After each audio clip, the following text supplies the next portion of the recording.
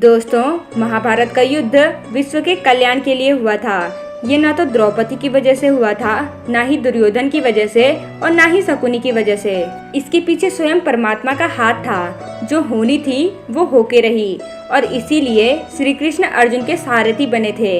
लेकिन दोस्तों, युद्ध में एक ऐसा भी योद्धा था जिनको ना ही कभी अपने हक का सम्मान मिला और ना ही कभी अपनों का प्यार। सबने उनकी दानवीरता का फायदा ही उठाया। किसी ने उनसे कवच कुंडल मांगे तो किसी ने उनसे सोने के दांत मांगे और किसी ने तो उनसे उनकी जिंदगी ही मांग ली। लेकिन दोस्तों, फिर भी वो अपने वचन पर अड़े रहे। तो क्या इसीलिए काल भैरव उनकी मदद करने के लिए आगे आए थे? तो आइए जानते हैं इसके बारे में। दोस्तों, जब काल भैरव ने कर्ण के मित्र का सर काट दिया था तो तब कर्ण ने काल भैरव को युद्ध की चुनौती दी और उनके साथ घमासान युद्ध किया।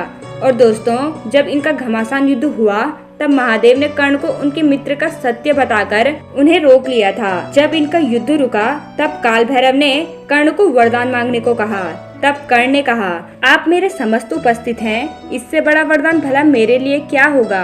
तब काल भैरव उनसे प्रसन्न होकर कहते हैं, जब भी किसी बड़े युद्ध में तुम खुद को असहाय महसूस करोगे तब तुम इस मंत्र का उच्चारण कर लेना। मैं उसी समय तुम्हारी मदद के लिए पहुंच जाऊंगा।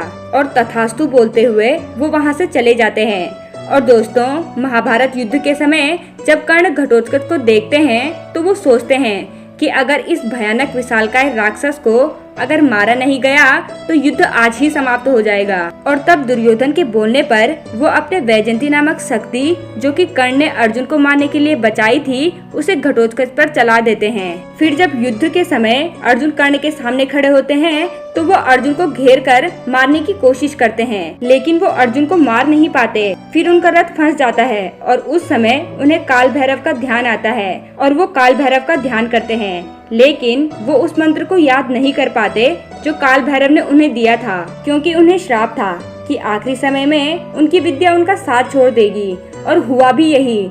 अंत समय में वो अपनी सारी विद्या भूल गए थे और अर्जुन के हाथों से कर्ण का वध हो गया था। तो दोस्तों, उम्मीद करते हैं कि आपको आज की हमारी ये वीडियो अच्छी लगी हो और ऐसी ही ज्ञानवर्धक वीडियो देखने के लिए हमारे इस चैनल को सब्सक्राइब कर लीजिए।